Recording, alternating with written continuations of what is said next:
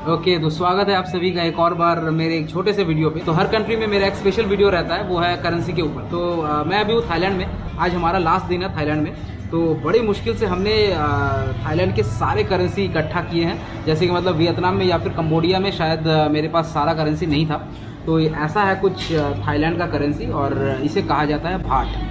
तो भाट के बारे में आज हम बात करेंगे। तो इसका सबसे बड़ा नोट जो है ये आपका 1000 रुपीज़ है। कुछ इस तरह से दिखता है। और जो आपका वैल्यू है इंडियन रुपीज़ में वो है 2220 रुपये। मतलब 2220 मतलब 1000 को आप डबल कर दो, मतलब 2000 हो गए और उससे कुछ थोड़ा 100-200 रुपये बढ़ा दो। और इसके बाद आता है आपका 500 भाट का।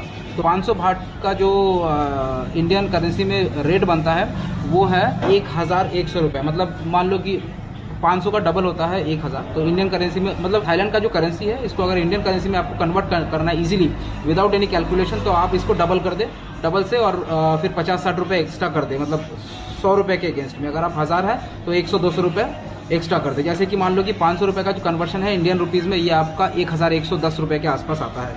इसके बाद है 100 रुपये का नोट। 100 रुपये का मतलब 100 रुपये का नोट ऐसा दिखता है। ये मतलब 100 भाट है। 100 भाट का मतलब 200 समथिंग है, 222 रुपये के आसपास होता है। 100 रुपये के बाद आता है 50 भाट। 50 भाट कुछ इस तरह है। मैंने स्पेशली इस वीडियो के लिए ये करेंसी जो है मैंने बचा के रखा हुआ है, क्योंकि ये सब ना चमकता हुआ है। और मैंने ये इतने पैसे शायद मेरे को चाहिए भी नहीं, क्योंकि आज रात को हमारा फ्लाइट है और कल रात को हमने फिर से $50 के करीब हमने एक्सचेंज कराया, ताकि मैं स्पेशली ये वीडियो बना सकूं। और सारे के सारे करेंसी अब मेरे पास है। अगर आप 50 भाट का करेंसी इंडियन करेंसी में अगर आप देखो तो 110 रुपये के आसपास होता है। और 50 भाट के बाद आता है आपका 20 भाट। 20 भाट कुछ ऐसा दिखता है। और 20 भाट यहाँ पे काफ़ी चलता है। इसका कारण ये है कि 10 रुपये का कोई नोट नहीं है। और यहाँ पे ये 3 कंट्री में हमें पहला कंट्री मिला थाईलैंड जहाँ पे कि कॉइन है, क्योंकि कंबोडिया और वियतनाम में कॉइन यूज़ नहीं होता। मैं कॉइन में आ रहा हूँ। तो 20 भाट का मतलब होता है आपको 44 रुपीज़ के आसपास होता है इंडियन करेंसी में। अगर नोट्स देखा जाए तो नोट्स बेसिकली 5 ही है, 1 2 3 4 5। मतलब 1000 भाट,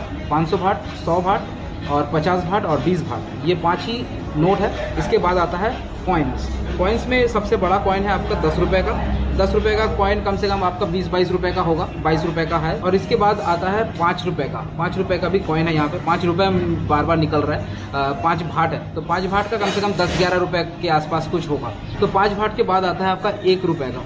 फिर से 1 रुपये बोल रहा हूँ, मतलब 1 भाट। 1 भाट का मतलब होता है कि 2 रुपये के आसपास, 2 या 2.5 रुपये के आसपास होता है। ये सबसे छोटा कॉइन है और यही सबसे छोटा करेंसी भी है थाईलैंड का। मतलब ये 3 कंट्री में अगर आपको हिसाब करना है, मतलब क्योंकि आपके एक्सपेंस जो हो रहा है वो आपके इंडियन करेंसी में ही हो रहा है, तो अगर आपको हिसाब लगाना है तो थाईलैंड वाला थोड़ा सॉर्टेड है। मतलब कुछ भी है, मतलब जैसे मान लो कि 20 रुपये का, 20 रुपये का आपको इंडियन करेंसी में पता लगाना है तो इसका डबल का तो मतलब 44 रुपीज़ के आसपास होता है। तो ऐसा कुछ है। मतलब हमारे पास अगर मान लो कि 1000 रुपये मतलब 1000 भाट है, इसका मतलब हमारे पास 2200 रुपये के आसपास है।